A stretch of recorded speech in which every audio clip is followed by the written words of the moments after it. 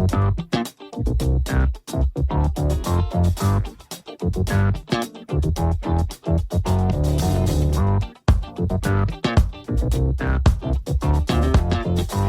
folks, and welcome to the Daily Ratings Podcast. It's a show where each week we're going to be sitting down with Vincent Daly to get his thoughts on the latest movies he's been watching, both older films and new releases. And don't worry, there's no spoilers. Vince will give a brief review of the movie, share some thoughts, and of course, then rate the film. The daily ratings are always fair, honest, and most importantly, they're consistent. On today's show, Vince will be rating and reviewing. So we are jumping back to 1949 for a film called White Heat, and that's directed by Raoul Walsh. We are then jumping into the theaters for two new released films, folks. We're going to start with Teenage Sex and Death at Camp Miasma, and that's directed by Jane Schoenbrunn.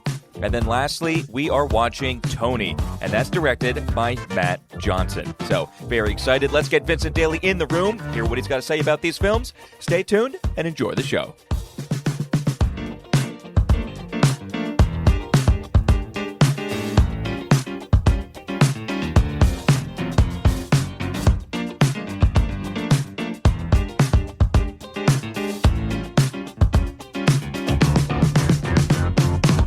Mr. Vincent Daly, how are we doing across the table, my friend? Tommy boy, how's it going? It's going okay. Another weird week of movies. Yeah, definitely. Three that do not fit together. They definitely don't. But kind of like a beautiful cornucopia, I guess you could say. Yeah, it's like you say in the intro, old and new. We got. It's true. That's old, that's true. Real old, and then real new. I think the coolest thing about this week is the Cagney aspect, because we haven't done anything with James Cagney up until right now. Yeah. Folks, if you listened to last week's episode, we obviously kind of stumbled upon Raoul Walsh as a director. I don't know. I wrote it in my review, but I was reminded of the existence of James Cagney. You know what I mean? Obviously, right? We know the name. Yeah. Knew the name, but I was just like, oh yeah, right. It's a pretty famous guy. Yes. Super famous actor. Yeah.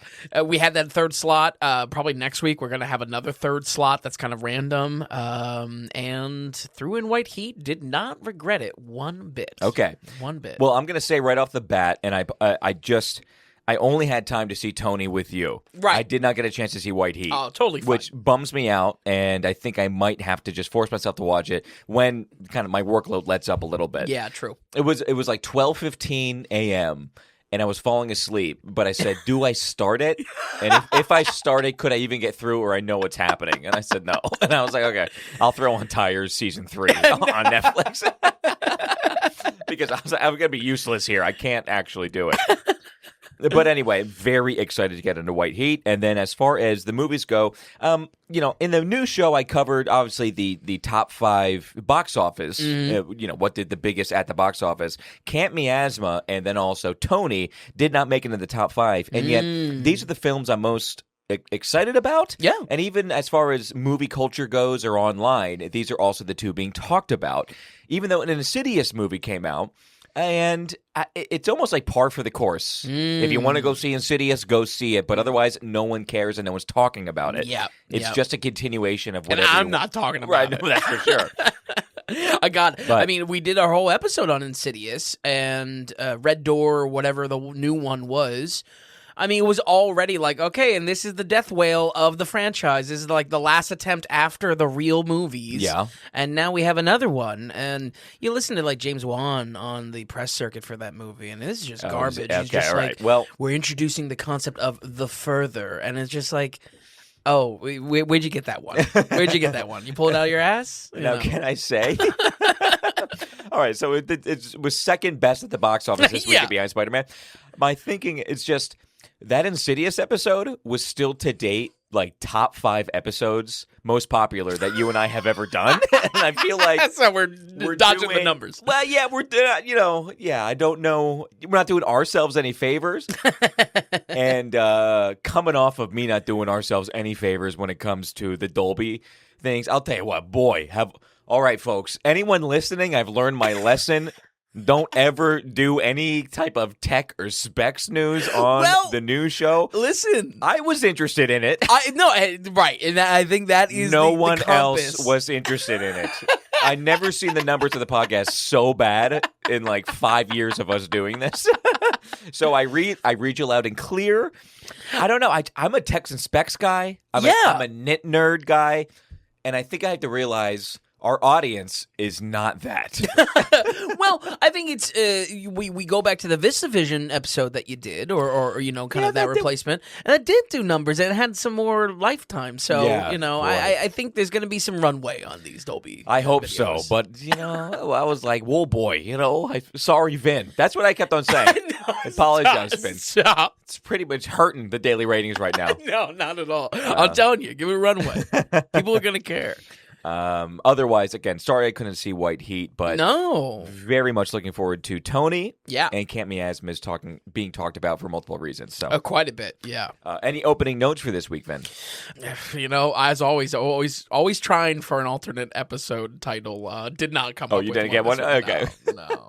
For some reason, my mind always goes to like something borrowed, something blue, something new. You know what I mean? What's that phrase? Something new, something old, something new, something borrowed, something blue. And then when it's three, it's like good, the bad, and the ugly. And it's just like, well, that doesn't always fit. And also that kind of gives away the goat as far as like the scores of the episode. Right. But yeah, no, I couldn't come up with it. Okay, all right. That confused me right there. I don't know. Well, let's go ahead and jump back to 1949. By the way, we're already having a good time. So, folks, I'm going to say it, Vin. I'm going to say it. No, don't say it. Don't say it. It's all on me. You got it now. It's all on me. Say me. it now. Tom ordered an ice cream cake minutes from me arriving to record, So why not? Like a psychopath. I bought an ice cream cake. I thought I had enough time to get here. Turns out Vin was here, and then we, didn't come in time. Yep. So we were ready to record, and I said, Vin, you ready to go? And he goes, I feel like we should just finish the slice first. As we're munching on ice cream. Yes. And then we turn on the intro theme and whatnot. We're both like clearing our throats, the mucus.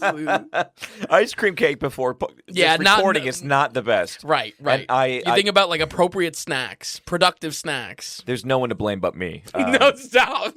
But anyway, there's more ice cream cake waiting for when the show ends. But yeah, we were scarfing down slices of ice cream cake here before we opened up. But, if you want a companion snack, this episode is paired with blue ice cream cake. Yeah. 1949. This film is White Heat, directed by Raoul Walsh, who we covered last week. And as far as your interest goes in finding this director, this was the main film that was being talked about a lot, and James Cagney as well, correct? Yeah, one of top for James Cagney. Like I even commented on Raoul Walsh. He's a wild dude. As far as like his film career, his looks, he's got a crazy eye patch. So it's just like I was looking for gems. I'm happy to say we found a gem here. So I cannot wait to. Okay, well, it's 1949. I wish it was 48, but hour and 54 minutes. It's White Heat. I'm dying to get into it. So set the film up, Vin. Well, one for me this week, and so happy to check it out because it really is a gem. After being reminded of James Cagney's existence, period, last week, this landed on the watch list purely because, once again, it's one of his top films on IMDb, and shared that director with Raoul Walsh. While White Heat didn't get much love in its time, almost fully being snubbed at the 1950s Oscars, it has since become a classic of gangster flicks, and in a lot of ways made me want to dust off an idea for a special that I had floating around somewhere where we would cover pre-code gangster movies. I think actually you tackled a few of these on your own, the pre-code movies. Maybe just one, because I covered the original Scarface. Right, exactly. Yeah. Other than that, I haven't watched much. There's something interesting here because this movie in 49 is on the shoulders of giants of those type of movies, and trying to get back to maybe even the roughness, the lethality of those type of movies. So kind of interesting. I would like to tackle that at some point. It's definitely a special where it's like, well, who asked for this? But that is an area of interest for me. White Heat is a crime story that has both sides of the coin you want. One part is a gangster heist, and then the other part is a prison break.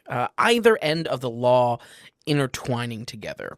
A train heist for $400K and 4 dead put a gang of criminals on the run, none of them showing their backs to each other in a cutthroat relationship with their psychotic, hot-tempered leader, Cody, played by James Cagney. Cagney might not have much trust in his men, but he still has plenty of loose ends that might get him pinched, most notably his wife and mother, who really act as tools in his criminal career. In order to beat a death sentence over his head, he pleads guilty to a phony charge to take 2 years in jail on the chin and come out clean. Cody might be Mr. Big, either on the outside or in the can, but the law is wise to his scheme, throwing one of their own on the inside to get close to the danger. That's always one searing headache away from a psychotic breakdown. Right away, let's talk about Cagney. Yeah. And his crazy look. I mean, he's got the craziest eyebrows. He can't help but biting his lower lip all of the time. All of the time. Apparently a trademark of his acting. Didn't know. Again, I'm really coming in naive to James Cagney. We are, which is fine. Boy, is he just a presence on screen. I'll say it probably multiple times, but this is Jack Nicholson. This is the Jack Nicholson prototype, you know. That's a beautiful thing. Cool, can be unhinged, sharp, can be a little psychotic, you know. I mean, it's just like... He's also not, how do I say this? He's not a beautiful man. You know what I mean? Like, he's not like a looker. Yeah, sure. But it's his acting that gets you through. Absolutely. And even, like, back to Jack Nicholson, it's kind of the same thing as well. Yeah. He's not this, you know what I mean? No, absolutely. Okay. Right. Not maybe traditionally handsome. Yeah, he's not Paul Newman. Gotta give it up to Paul. Or even last week, Kirk Douglas. You know, I mean, like very like classically that charisma, handsome. Yeah. I mean, I'll say this: there's something that I'm interested in James Cagney's career. I'm not interested to actually check it out, though. I almost would like someone else to kind of watch the movies because he does a lot of musicals too. Mm-hmm. He does these kind of like unhinged dramas or gangster flicks, but then he does like a lot of musicals. One of his most notable is Yankee Doodle Dandy. Right. And it's like, oh, what okay. do we do? Yeah, he's a singer? Like, I didn't see that in White Heat. Maybe, you know? maybe there's a top 5 we could do. I don't know. Yeah, maybe. Is he like the Ryan Gosling of 30s, 40s cinema? No, too much. It could be. I'm going to stick with the Jack Nicholson comparison. Okay, very good. Because I really do feel it. Cody as a character in this is unhinged and not your typical gangster in a mafioso sense. With him always on the edge of exploding, his gang sticks with him out of fear alone, and I'm going to be honest, probably closer to a Batman villain than a gangster. You know what I mean? They really stick with him because of just like a total fear of like what he will do if you actually stab him in the back. Yeah, throughout the runtime of this, half the interest in watching is seeing how quickly he kills someone over the mildest inconvenience. And Cagney just does not disappoint. He's so good in this. There's a scene where they throw someone like a hostage in the trunk, and he goes, "How's it in there? A little stuffy? I'll give you some air." And he just shoots the trunk like 3 times. It's great. So much of his presence on screen, though, reminds me of Jack Nicholson, and it might be a stupid nerd comment to say about a 1949 movie, but this had such chaotic evil to it, to the performance, that I really imagine Cagney being the dream choice for a Joker in a hypothetical 1940s Batman movie. Like, I could not stop thinking about it. Like, I mean, that's kind of awesome. Yeah. Because he's keeping you on the edge of your seat, right, all the way back in 1949. Oh, absolutely. This character is so much of the draw here. Unpredictable. Yeah, unpredictable, and almost regardless of Cagney's performance, there's a lot to love there. But like the character is so interesting because he kind of talks a lot of talk, and then the film is like, okay, he's gonna walk the walk. You know what I mean? He's actually gonna show you how crazy he is, which is great. It's kind of cool. Yeah, really great payoff. I feel like that's actually the theme of White Heat. Excellent payoffs. Everything this sets up, it pays off in a wonderful way. Maybe that goes back to the book it's based off of. I didn't really look too much into that, but really, really great. And folks, I loved how much the setup in the story was just really the single greatest reason to check out of how this film pays off every detail established. The writing sets up a very clear and satisfying two sides of the story so that by the time our characters intersect, it feels like a whole new movie each time. And no joke, this evolves multiple times. I'm talking like 4 really big, satisfying acts to this that develop and rewards paying attention to the details that will drive Cagney up a wall.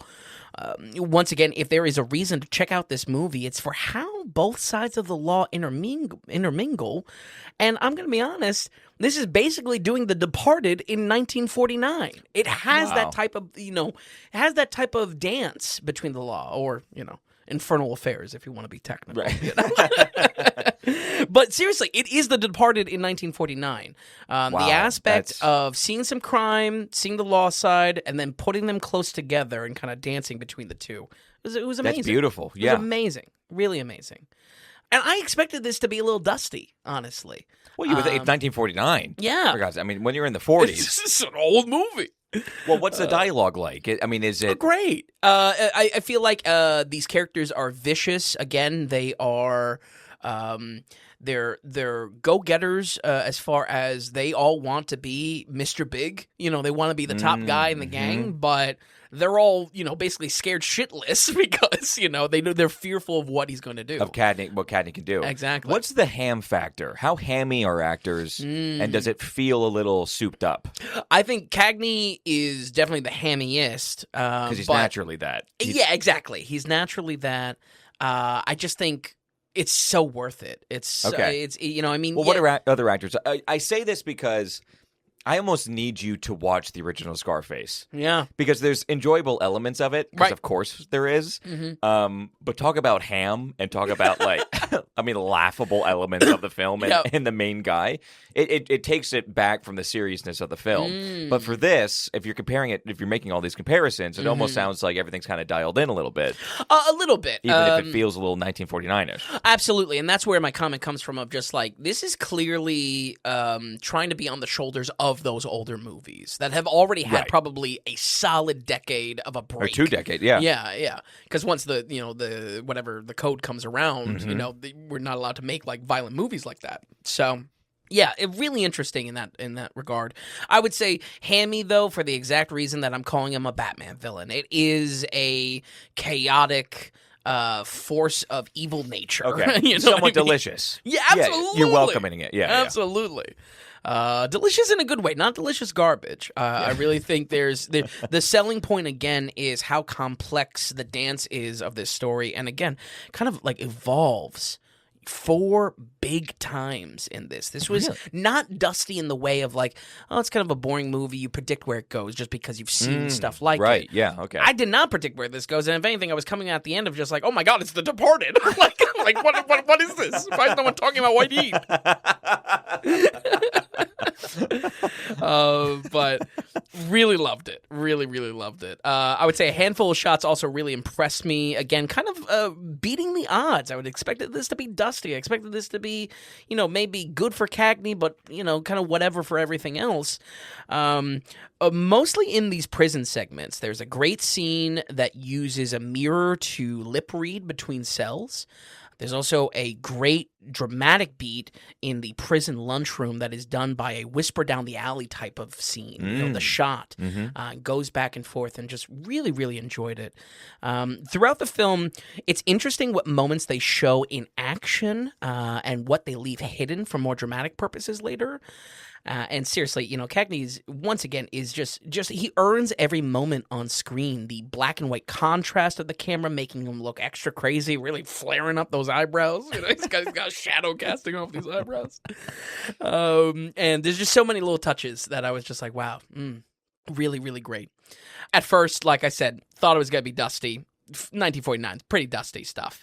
And don't get me wrong, in some parts you do feel that. The police tech, almost the kind of, not a stumble, but them trying to figure out almost like a cop procedural type of format to the writing. And some of those car chases that relate to it as well just suffer because of rear projection or just like looking slow, you know? Yeah. This was an expansive story, an expansive crime story in the best way, where you're wanting more after each leg of the film. I'll throw out like a Goodfellas, where it's just like, there's so much that happens in this, and you just want more and more.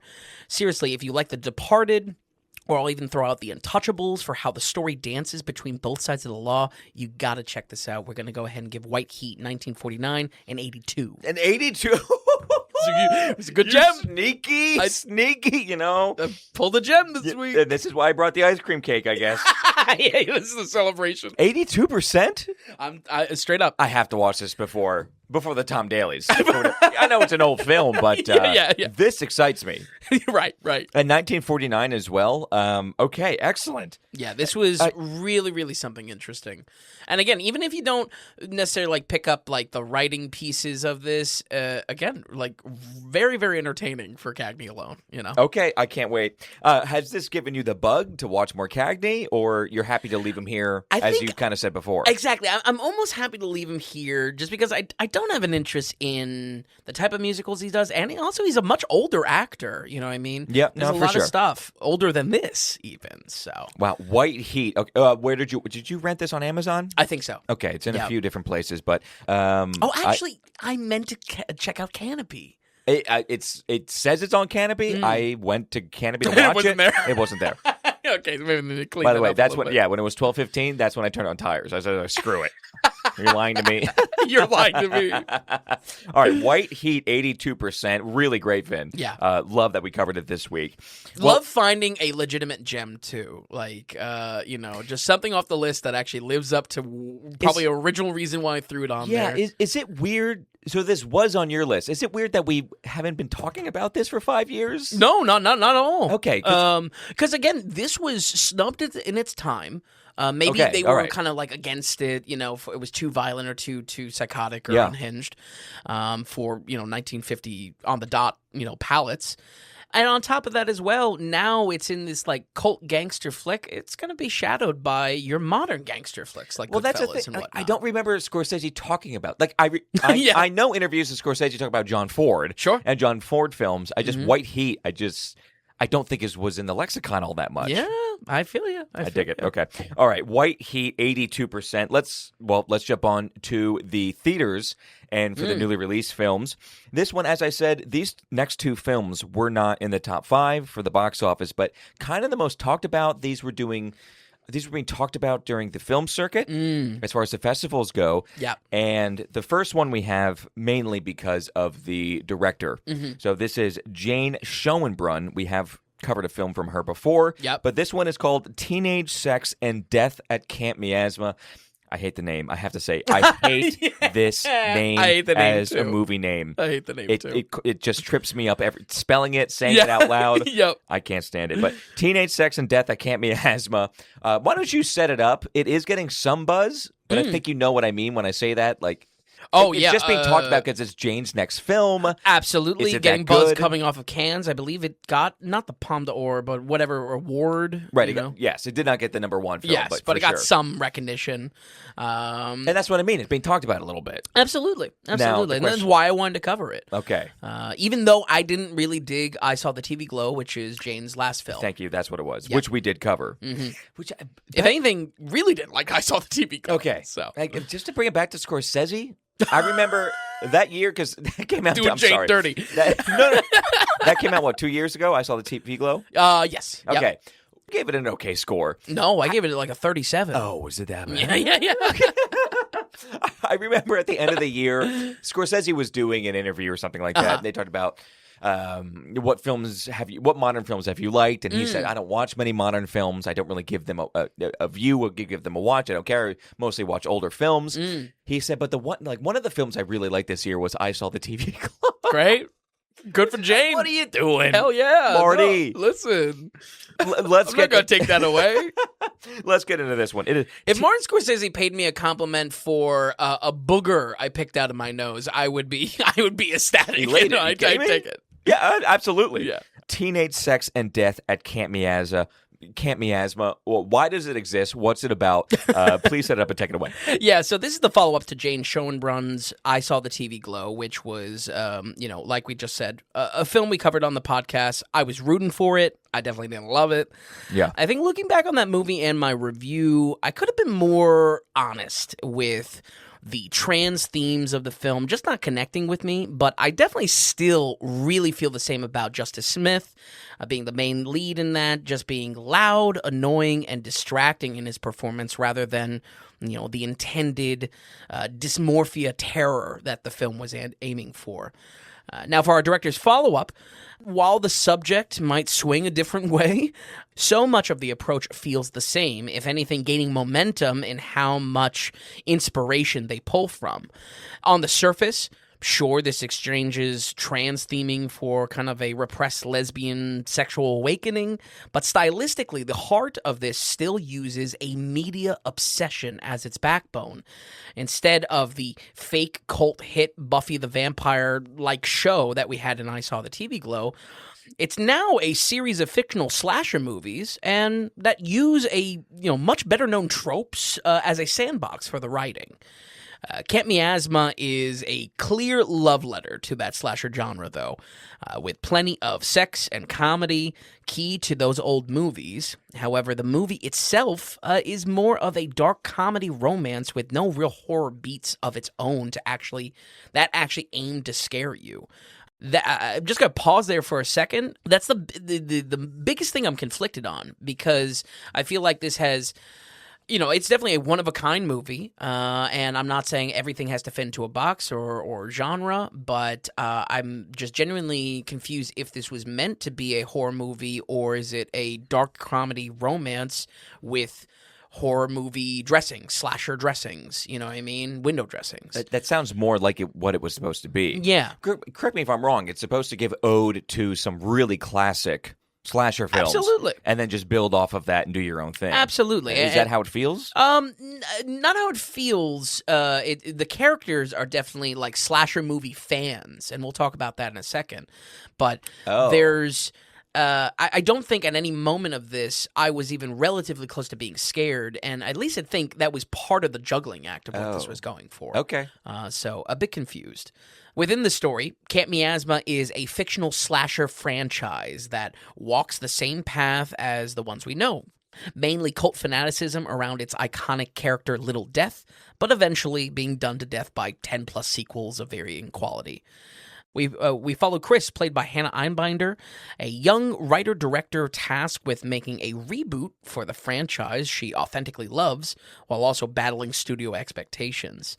As the first step in her creative process, she drives out to meet the old recluse star of the original movie, played by Gillian Anderson, who's now living on the set of the camp itself. For both of them, Camp Miasma means more than words can describe, and even though their understanding might be different, this little getaway becomes their own private alternate reality. Chris might adore these movies for how their symbolism and thematic weight comforted her in life, but she also has to realize this franchise was always about two things: flesh and fluid. Folks, there is a lot in this film that's probably not going to land because of its silliness or, again, lack of real scares on its own, but it's also without a doubt the best written project from Schoenbrunn yet. I think the writing was actually pretty great here. Really? Yeah. Having the main character be a young writer-director on the rise, much like our director, that gets a lot of critical praise, but maybe mainstream audiences don't get their work. Yeah. This absolutely feels like a self-insert, but comes out much stronger in the experience because it leans on, what they know. I thought all of the comedic beats around the movie industry and the cynicism behind them rebooting the franchise was great. The cynicism behind Hannah being a queer director and how Hollywood talks and patronizes that, but clearly means something else. This was able to really get it in a great way. And it gets the point across of when it comes to a perspective of a queer filmmaker in the industry, while also kind of making fun of itself a little bit. I feel like this came so naturally. Schoenbrunn writing this really felt in a good momentum of a little bit of what they know and a little bit of, how their experience had been in their career so far. And really using that to kind of craft a very interesting character. Also, like I said, the comedic beats are a little silly sometimes when they land around the horror, and that's where it wasn't working for me. But when it comes to characters themselves, they felt like they were written like real slasher genre fans. Like so many of the better-known slasher tropes that this uses, the writing is able to pull from so many movie nerd details you would hear in the discussion around franchises like Friday the 13th or Nightmare on Elm Street, that it really captures something authentic. And everything from intellectualizing transgressive themes or calling out the roots of, lazy meta writing, this really becomes a love letter to the genre because our characters are written and sound like genuine hardcore slasher fans. And I think that's really like the best thing that this achieves in a very good way. Just like the comfortability of writing a character, your main character as a writer-director, and the comfortability of, once again, like I saw the TV Glow, taking tropes, taking how nerds talk about, their favorite show or their favorite movie, and overanalyze it and whatnot. There's an authentic aspect to that in here. So now, I wish it didn't bother me, but a lot of the production unfortunately took me out of the feel that this was going for at time. Throughout the film, we see big stretches of the hypothetical Camp Miasma movies, much like the recreations of the TV show and I Saw the TV Glow. And I'm sorry, I thought these did not look good. Interesting, specifically the way that it wasn't anything close to trying to recreate the older movies. I could almost say it has to be the intention. At the same time, it's also the worst looking scenes across the board in this movie. Okay. It's a shame because I actually like the design of Little Death. I think it's a cool slasher villain that they created, but most scenes aim for an overly silly tone that uses some really bad VFX and just doesn't suspend your disbelief around it being an in-world movie you're seeing, no less the movie that these characters are supposed to see either in their childhood or are real time capsules to something. Almost every recreation type of scene, it took me out of it in a really bad way, especially for when... Because of the way it looked. Yeah, and because of contextually in the story, what this was supposed to represent for characters, for actually being the stand-in for the movie. A slightly better note around this is that the setting of the camp itself is really heightened. It's a heightened reality. It uses matte paintings. Again, it kind of feels like a warped reality in a lot of ways. But I just wish the hypothetical movies had that same stylistic follow-through as everything else did. I feel like it was a bit too much of let's see what, we throw this at the wall and see if it sticks. Overall, though, I struggled to give this a score because I wonder how all of this will land for its intended horror audience, and the emphasis there is on horror. If our Horror First special taught me anything, it was that approaching these old slasher movies, trying to be somewhat intellectual, isn't the real appeal and was never the reason for their cult status. Hell, it's even something that this movie states itself. So having this meta-inversion of the story that is more of a sexual awakening romance than horror, I feel like might be a little bit too highbrow for the audiences that would genuinely pick up all the little touches and authentic fan details. I'm not putting down those audiences, but there's a little bit of a mismatch of like who's going to really pick up every loving reference baked into this is not going to enjoy this movie. Bottom line. Personally, I don't really fall into either of these camps. I'm not a slasher nerd, nor am I a frustrated lesbian. But I will tell you what, I can appreciate the growth in this third film from our director, which thankfully is much better than the last. We're going to go ahead and give Teenage Sex and Death at Camp Miasma a 63. Okay, a 63% is not a bad score. Certainly better than a 37. You did give it a 37, or maybe a 36. Oh, 36. Rough. Okay, but I like that there's positives there. Is a very specific filmmaker still right now. Yeah. And you're either kind of on board or you're not on board. Yeah. And I'm glad that at least delving into some fun tropes where there's other people that can latch onto this. For instance, just the slasher fan. For sure. Even though there's some things lacking. But a 62% isn't bad. And hey, Mubi, you go. Yeah, weren't you shouting out Mubi? I was, yeah. I'm kind of just shooting for Mubi right now. Well, I guess you should watch Camp Miasma. Okay, yeah. Hey. But honest question, what is Mubi picking up, or what are they actually doing? Okay, that captures... so for people who don't know, which is basically everybody, Mubi is becoming a facilitator of film, a bit of a production house. Okay. But most of all, they're also helping with distribution of films. And I actually believe they're a U.S. company.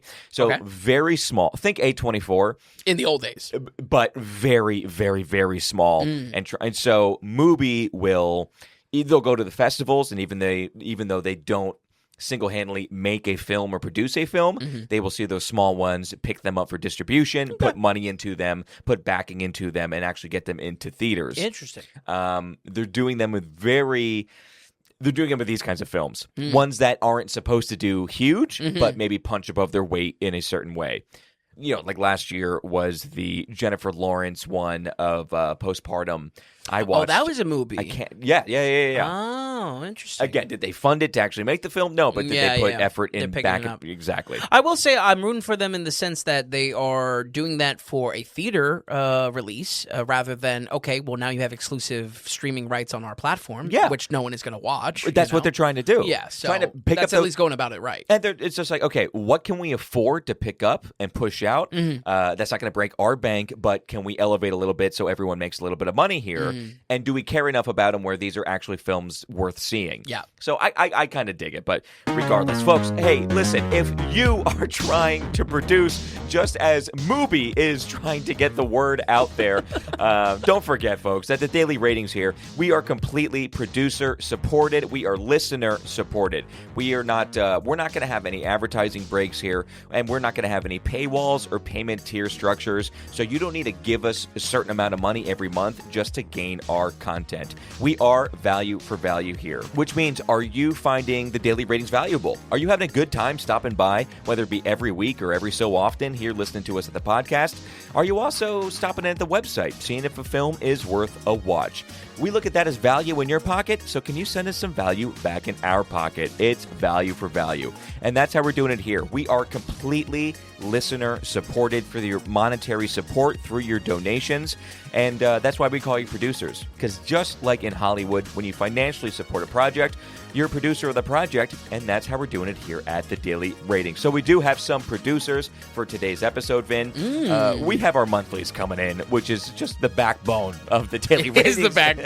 In the producership. So Linda Schiller is coming in, as she always does, every single month with a movie ticket for you, Vin. And Linda, we thank you so much for your $11.75 every single month. Anytime you want to write in, Linda, we're happy to read your producer note, but we thank you. And then for co-executive producer, we have the Memnarch donation man himself, Joel V, coming in with his Memnarch donation of $7 every single month. Both monthly, but also both have of their own, hand to God, folks. We did not tell them to write in and basically advertise the producing monthly. Both of them separately. I think they're getting sick of being the only ones, don't they? Right. I will say, I look at the numbers, and as far as podcasts go and download numbers and yada, it's all a bit of a roller coaster. You can only believe it so much, but I can tell how much we're growing as far as the world and the United States go. I love seeing the growth, but I also think that just like Linda and Joel, it's like, hey, where are the producers at? What are we doing here? Value for value. Come on, folks. Get on board. We're tired of holding up the place. Right. Separately, they both did that. But Linda and Joel, we thank you so much for your movie ticket. Joel, for your Memnarch donation, executive producer and co-executive producer for episode 253. And folks, this is what we're all about here. So technically what you get, again, you're not going to get advertising. We're not going to bog you down with all of that and or insert ads. A lot of people that listen to one podcast will listen to multiple podcasts. So many of them have so many more advertising, more and more. I mean, I've ditched podcasts this year alone because their advertising count It's too much. Has either doubled or tripled. And it's so disgusting, especially after what we do. It's right. Like, go F yourself. Like, you're ruining it. It's a worse product. We just want to be a good product. We want to be a good experience here.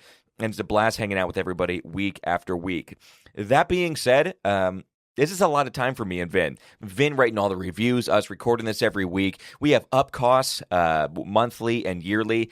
It is a lot to keep on doing this. So when a Linda and a Joel donate in, it really does go somewhere, and it means the world. So just remember that. If you're enjoying yourself here and enjoying the fact that you don't get a bunch of advertising breaks or that you don't have to pay a Patreon to get like bonus content or anything like that, what does that mean to you? Is that value to you? Can you send some value back? Again, please stop by thedailyratings.com and head to that donations tab. So we have some set donations like buy Vin a movie ticket, the Space Odyssey donation, but the big value for value button there is whatever you're feeling, whatever you have to offer. What are you getting from us? Are we worth a cup of coffee? Are we worth a cup of coffee a month? If finances aren't that big of a deal to you, or they're looking pretty good, $100, $500, you can send in whatever you want. It's a beautiful thing.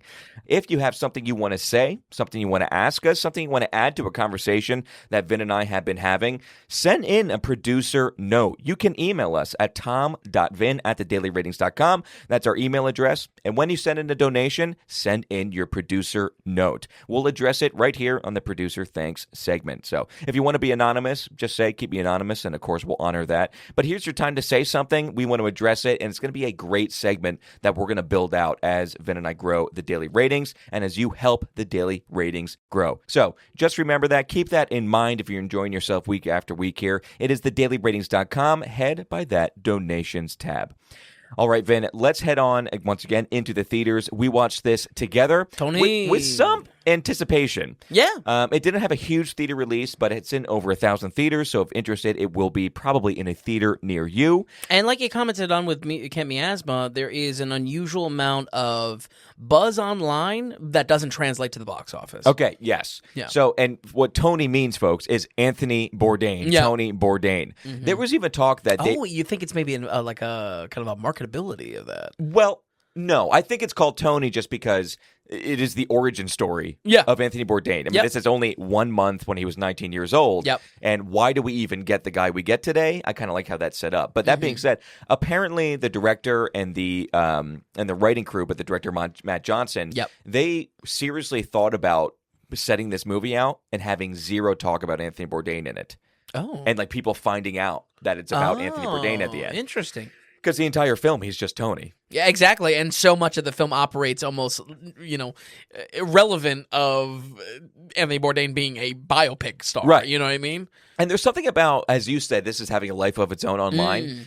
Anthony Bourdain had his way with some people. I mean, he's the Messiah to some people. Do you get this? Oh, absolutely. And we're huge Anthony Bourdain fans, folks. Well, listen. Vin and am I saying it too soon? You're saying it too soon. Okay, I'm not going to bring it up. All I'm going to say is Vin and I don't worship at the altar of Anthony Bourdain. But our respect for him, his poetic nature, we absolutely love. And we're big fans of everything he's done from No Reservations and then his CNN show. Mm-hmm. We're big fans of Anthony Bourdain. We just might not... People really talk about him, Vin. I've been finding out. Well, I've been listening to reviews and kind of reading reviews. Okay. And it's like a religious type thing of people that love him. Dude's dead. And you know what I mean? What happens? Record sales go up. I'm just saying, it was. I like that this came out. I love the origin story idea that we don't get a cradle to grave thing. Like, don't bog us down with that. Let's just have some fun. I think that's a great point. For like close to an hour and a half, and tell us a story about this guy. But you and I do love this guy still. I don't want to take that away. I think I wrote, I don't know if it's news to the podcast or not, but I don't know. Yeah, we both love Bourdain's work, huge fans, and really as everyone should be, even if you're not into like a chef scene and whatnot. Early in the podcast. I'm sorry. Can I just say something real quick? Just when it comes to Pennsylvania, this is why I'm starting it here, okay? And I'm sorry. I didn't realize. I don't know Bourdain's thoughts on PA. Okay, no. honestly. But this is very interesting. This is, you know what I realized that Pennsylvania, the way I thought wasn't the way most people think, was thanks to Anthony Bourdain. Oh, okay. So he finally came to Philadelphia. And I think it was the CNN show, actually, where he finally came to Philadelphia. Mm-hmm. And Anthony Bourdain started the episode where he goes, at first, people in Philadelphia used to come up to me and be like, hey, man, you really have to come out to Philadelphia. He goes, and then they started saying, hey, what the man? Why don't you come to Philadelphia? He goes, and then everybody started saying, hey, you. We don't even want you to come to Philadelphia. We don't need you. And he goes, and there's something I really respect about that. There's something I can really connect to about that. And Vin, at that moment, I realized I was watching that episode by myself, and I thought, why would he start the episode like that? Like, why would you even mention that? And then it clicked, and I said, oh my God, everybody doesn't think like that. Yeah, right. Like, literally started the episode saying, these people are different. And what he was saying, I was like, what are you talking about? That's how we all, isn't that how every single American person is? Yeah. That F you, we don't want you, we feel screwed by you in some certain way. Screw you.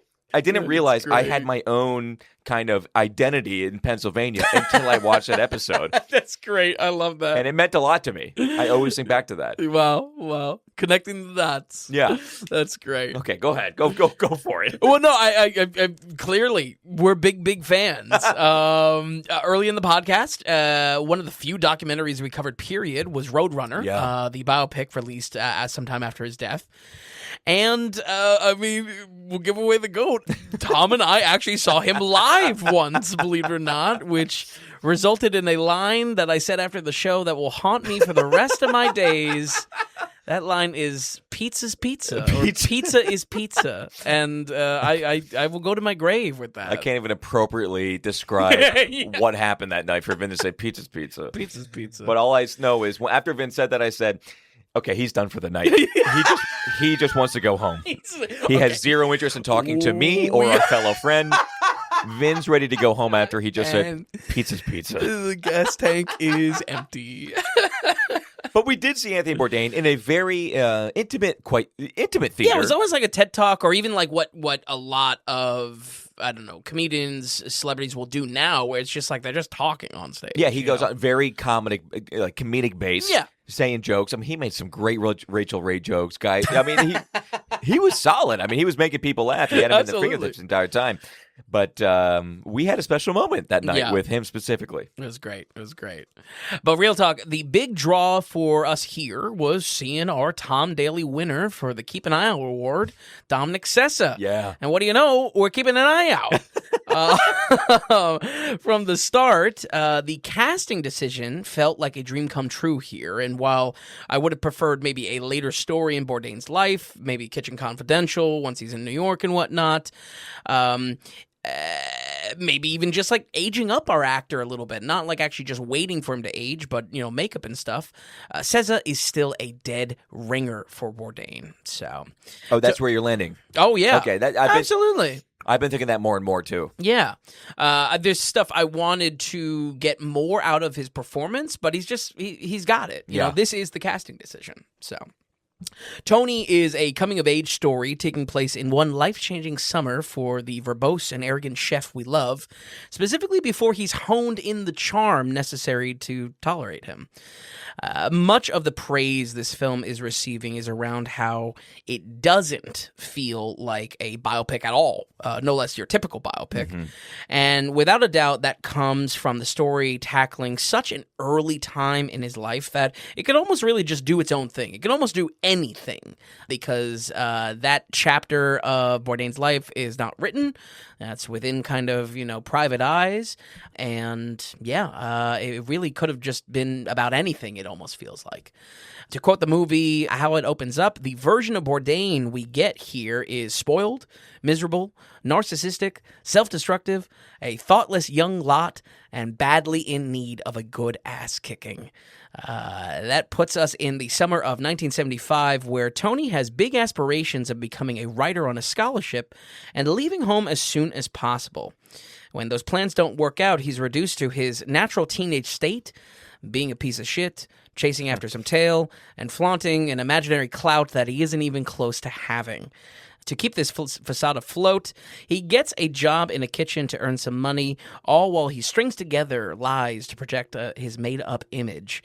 But this time in the kitchen is transformative in more ways than one, as we see both the sparks of passion and the seeds of destruction that give us the Tony we all know.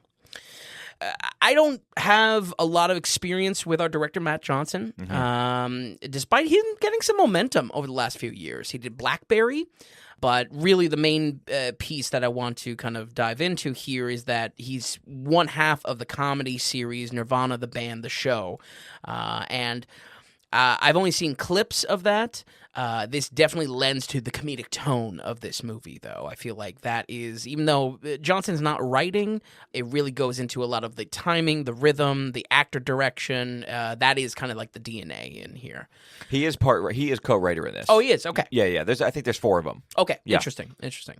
I would say some jokes land a little slowly or a bit awkward, but all of it has a self-insulting edge that pokes fun at this young version of Tony, and really is necessary because Tony is unlikable in this. This version of Anthony Bourdain is rough around the edges and hard to love, and intentionally so because the arc of this story is kind of getting over that. That's the coming of age aspect. Can we talk about that just right there? Sure. How he's portrayed on the film, because my understanding is some of this is based on true stories. Some of this they take some liberties at. Yeah. But the main thing is, I think they get across who Tony was at age 19 pretty well. I totally see, like, even the guy that we saw live, I see this 19-year-old being that guy, right? Yeah, I mean, I think they portray him well, absolutely. Whether the actual day-to-day events are a little bit fabricated or not. Sure. I think they gather that, even what you said, narcissistic, a little bit bombastic, he's, you know what I mean? But they get his intellect down, they get his douchebaggery down, you feel bad for him, you get annoyed with him. I really do think they encompass the man himself pretty damn well. Yeah, and maybe not even in a overdone way. Like, I feel like the best thing about it is that it's like little seeds that are planted. Yes, You see, like, oh, he may have the potential to act like that in the future or something like that. Yeah, so. exactly right. Personally, though, I feel like this comedic spin, much needed, because as intended, I was annoyed with the young, arrogant version of this character. At some point I wrote down, I don't think this is a great movie to sell anyone on Bourdain. Just because new fans or if you don't really know Bourdain prior to this and you're walking into this movie, I don't know, it's gonna be a tough sell. That is kind of the goal of the movie, that it understands. It's he's hard to love. It's a hard sell. I was particularly annoyed with just like how arrogant the character was. Once we get into the kitchen, though, it gets a lot better as the style copies the kind of infectious roughness of projects like The Bear or really any kind of, real kitchen chaos. I think Starvos as a comedian steals the show in a lot of scenes, which is great to see him really taking off. And though I didn't know what to expect, Antonio Banderas, definitely my favorite of the film by a long shot. Oh, we got to talk about it, man. It's crazy. He's got this great Mr. Miyagi energy to his relationship with Tony. It's very heartwarming. That's a good comp. You said that when we walked out of the theater. Right, right. Mr. Miyagi vibes. It's just the aspect that they're living together, so it's like, Oh, teacher, silent. Yep. Yeah, only steps in when absolutely necessary. Yep. I mean, Antonio Banderas. I mean, let's not talk about it. I feel like he's been circling the podcast in really? weight. Well, he was in Paddington in Peru. Oh, right. Puss in Boots. Good point. Antonio. The man has been around. Yeah. That being said, I got to tell you, I mean, what is the Baby Me or something like that? Your Baby Me. The sexy one with what's her face? Oh, we can't Baby stand. Girl. Yes, Baby Girl. Yes, that's right. Oh, you're right. He's been around. He's so wonderful in that movie, too. Well, we were like, what is he doing? And they're like, he has a fake heart attack at one point. Anyway. Antonio Banderas, we've never had a bad thing to say about the guy. Yeah. Like, we like him. He's been in cinema forever. Oh, yeah. I mean, even you look back to Philadelphia with Tom Hanks. Is he in that? Yes, he plays Tom Hanks' lover. Oh, who really? pops in from time to time. Interesting. Regardless. I totally forget that. It's so exciting to have a movie where it's like, let's talk about Antonio Banderas. Folks, he does kind of steal the show at times. Yeah. This is a great role for him. Mm-hmm. I hope we keep on seeing him. I don't know what it is, but you get this feeling when he's on screen. And this character specifically that he takes up, it's like, can we get this guy more in movies? Yeah. I feel really comfortable with him on screen right now. I'm digging this. But he knocked it out of the park, Vince. Yeah. It's so surprising because he's the center. He's the heart of this movie. Yeah. He's the one to teach the lessons. And this movie, being a coming-of-age story, has a lot of lessons to teach its characters. So I think it was just such a surprise because, or maybe it's just more of a case of I had no expectations, good or bad, and it was just a surprise that really won me over for that. Did you know he was in it walking into it? Not necessarily. Okay, all right. That's amazing. Not necessarily. Which, by the way, I mean, even his character name, folks, it's just Chef. That's really? It. Wow. Yeah, which is something special about that. Yeah. He is Chef. I love that. But what he does with this role, there's a heaviness and a weightiness to it that he just does a great job. I really want to see Antonio more. Yeah. And that's, more Puss in Boots, that's great.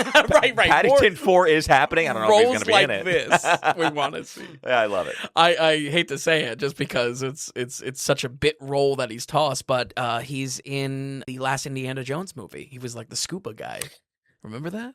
Oh, man. Okay. You don't remember that? You brought that up. As I said, he's circling around the daily ratings. He's definitely circling. He's been wanting to be talked about for a while. Just a role that actually fits him. Yeah. That he just takes up perfectly. Absolutely. Now, Dominic Sessa, regardless of being a dead ringer for Bourdain, I kind of wanted to see more out of him here. Or at least, I wanted to walk away excited like I was after seeing him in The Holdovers. Where I was like, wow, this is fresh, exciting. I see the potential in the actor. Bourdain's depiction here is so young. Like I said, the story could be almost about anything, as only specks of the character really come through.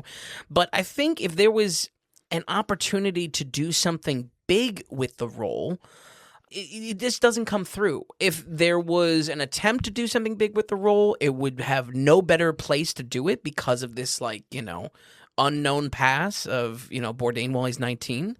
It just doesn't come through in the performance. I think he's good. I don't think he's great. Okay. I think it's not to the point of saying like, oh, it's a bad performance or anything like that. I'm rooting for him too. But it didn't wow me like Holdovers wowed me, Okay, so the more I thought about this since we've seen it, the more I've been liking the film, and the more I've been liking his performance. Okay. Just because, what? Yeah, you were saying something about like the nasaliness of it, or? Well, when you watch the Holdovers, I think he's younger, more nasally. Now I understand he's more younger, but I feel like he's changing his voice up a little bit. And here he can actually be a little bit more Bourdain-y. Yeah. And I just wasn't expecting that. But that being said, the more I thought about it and why I was more okay with his performance and the film as a whole was, how much can you do with the writing? I think he's pigeonholed by the writing. We have 19-year-old Bourdain, and it's a 3-month period. We can't have massive arcs. We can't even have huge story structure. Right, It needs to be all very quick, and not much can happen with the guy. So the movie wants to avoid being cliche and being like, kind of winks at the camera of just like, you know what's this leading to. Exactly. And when you watch Holdovers, you get such an arc and such a storyline with those few characters that we just kind of you grow to love in that movie. With here, it's kind of in and out. I don't know. I don't know if there's another way to do this kind of film that could give him that. You know what I mean? Like I know, and I get it. He might be a little flat. I don't know where else to go with it. Yeah. I just think for me, without a doubt, the decision to make this character hard to love or needing to, something to humble him, it morphs how much Sessa can do because he has to be unlikable to some degree in at least the first half. Right. You know what I mean? I don't think it's a stretch to say that Tony at times is the worst part of, the character itself on screen, but intentionally so. I just think if the story was later in Bourdain's life or... I hate to say this, even fell into more of a typical like biopic theming, it just wouldn't given Sessa more layers to build into the performance. But I agree with everything you say, Tom, because it's like it's the time frame. Where'd you go with one it? Summer, right? It's the age, 19. There's so many aspects there of just like, well, what was he supposed to do? Right. You know? So, okay, what if he had a freak out or two? Yeah. Would that have helped? Maybe. Where he could have ranged a little bit. Yeah. Or could have maybe freaked out at his parents. There's this moment where he's on the phone and he just gets sick of them and he just hangs up the phone. Yeah. He doesn't express anything. He doesn't express much.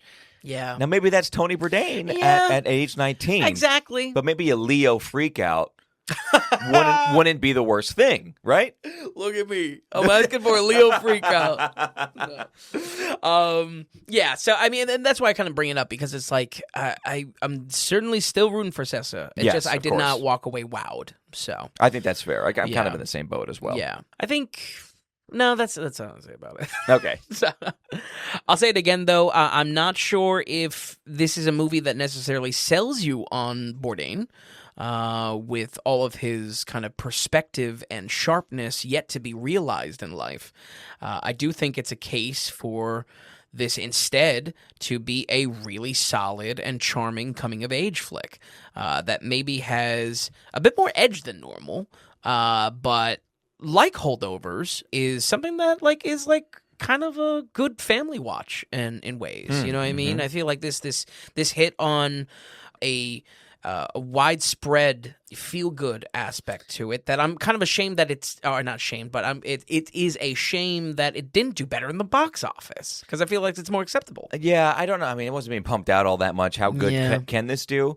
I was trying to rack my brain about double headers for the film. Yeah. And even just saying that, I do feel like Chef would be a good comp. Yeah. Where family can watch it. It has maybe some depth. Yep. But it has Some drama. Heart to exactly. It Yep. has some heart to it.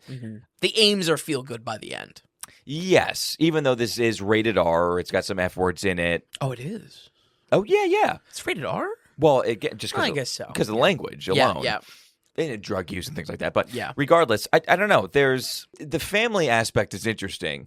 You saying it didn't do well at the box office. I'm afraid to say that this is a streaming movie, and I personally hate to say that. Sure. But I think this has a place. And maybe I- it's Second Life on streaming. Yeah. Yeah. And I do love the idea that you and I are so burned out on biopics. I think everybody is kind of burned out on biopics. Right. And just, cradle to grave or the whole story, and Yeah. you have a 2.5-hour movie where we have to cover the entire life.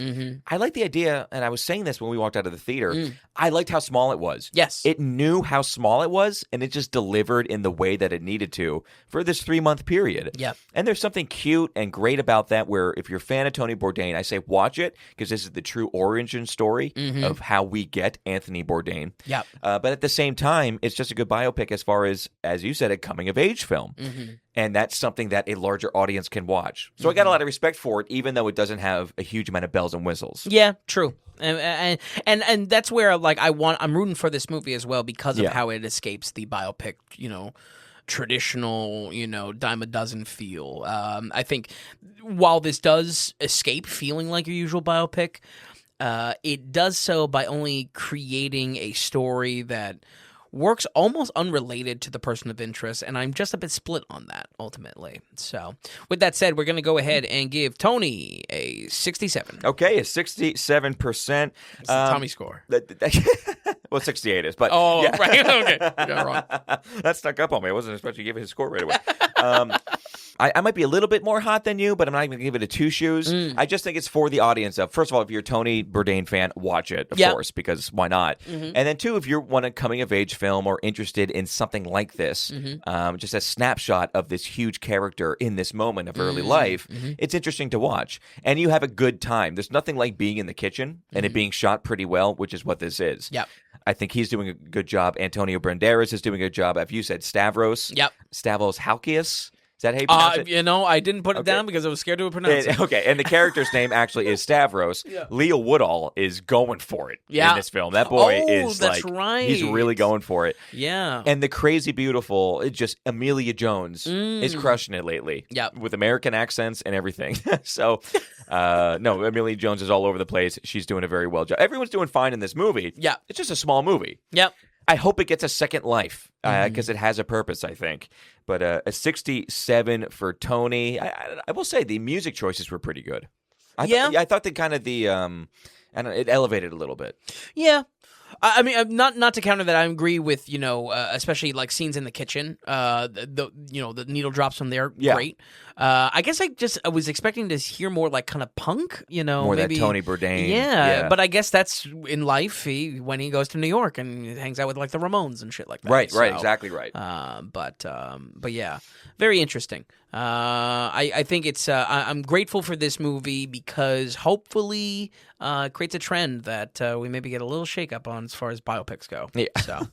Or just an end to them, whatever. Whatever we want. Whatever we want. In the dirt, More Antonio Banderas, though, seriously. Not until Michael Part 2. And it is happening. Oh, yeah. Don't worry. Apparently, I read this week, they're going to get into some of the darker elements. Oh, yeah. That's what they promise. Okay, Ben, looking at these scores, what a weird week. What a weird week like is a huge score. Yeah. Looking at the week, you want to touch on anything, highlight anything bold, roll credits? What do you want here? Well, next week we got Dog Stars. Ridley Scott back around the carousel with Ridley Scott. Yep. If you want to give yourself a good old belly laugh, just look up probably any interview with him on his own red carpet for this movie. Really, really hysterical. Oh, can I say, by the way, with him? So Tarantino listed his like top 20 films of the past 25 years of this century so far. Okay. And I believe Black Hawk Down was number 1. Oh. So an interviewer told Ridley Scott that, and he was like, what was he smoking when he said that? He goes, that's ridiculous. He hates his own movies. Ridley, what are you doing? Oh man. The man that keeps on, the gift that keeps on giving. The gift that keeps Ridley on giving. Scott. No one wants the gifts. He's giving. We also got Coyote versus Acme. Finally. Almost like Stand up. Stand up. Let's talk about it. I want to say it's a full year since it got canned. Or is it full 2? I think it's been 2 years. That's crazy. But yeah, it was like kind of late summer release. Yeah. It's part live action, part animated, right? Yes, they're doing kind of a Space Jam thing, but we'll see why Warner Brothers canned it and if it's worth it. And I'm personally thinking it's going to be good. Okay. So let me talk on it real quick. Yeah. Yes, Warner Brothers did can Coyote versus Acme. Yep. And then, what is it, Bill Hader or Will Arnett? I think it's Will Arnett. Wait, no. No. Will Forte. There it is. Okay. There it is. Will Forte was coming out and he was like, I don't know why they panned it. This was like a good movie. I don't know what's going on here. Yep. And then sure enough, Warner Brothers was just like, okay, we'll put it out in theaters. It was getting test screened pretty well. And, here we are. We have a proper late August release. Yeah. Will you like it? Are you aware how much of like a courtroom drama it is? Oh, it's literally Coyote versus Acme. Okay. Like the legal proceedings. Are you aware of that? I am. Okay. I like that it's the idea of, Coyote, he's using all these classic Acme, devices to catch a roadrunner. I like that. That's a very cute idea. So I think I'm in on it. We're seeing it together. Yeah. 100%. Absolutely. Kind of like super excited for it. Yeah. So that'll be next week along with Dog Stars. And a third slot. Maybe third mystery. We'll save for the news show. Yeah. Third mystery right now. Happy to keep it open-ended. So okay. All right. Well, we'll see what we get. Vin, thank you so much for watching these films. Thanks for the notes and stopping by this evening. Folks at home, we'll run it down one more time. Do Not Sleep on White Heat from 1949. Vin gave it an 82%.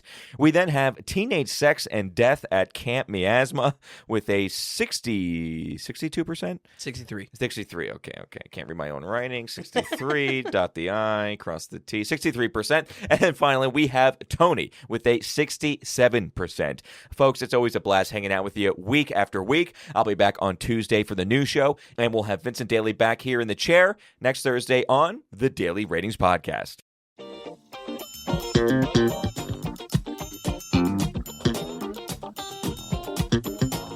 And hey, if you enjoyed the podcast, if you would, give us a good rating or get the word out and tell a friend about us. And just a reminder that the Daily Ratings is completely producer supported. We want to stay away from advertising, and we don't want to have any paywalls or tier structures or subscriptions. It's all just value for value. So, are you finding value in what we're doing here at the Daily Ratings? Then become a producer and donate whatever amount of value that is. Just go to the donations tab on thedailyratings.com, and while you're there, be sure to check out the massive amount of films that Vince has rated. So thanks so much, everybody. We'll see you next time on the Daily Ratings Podcast.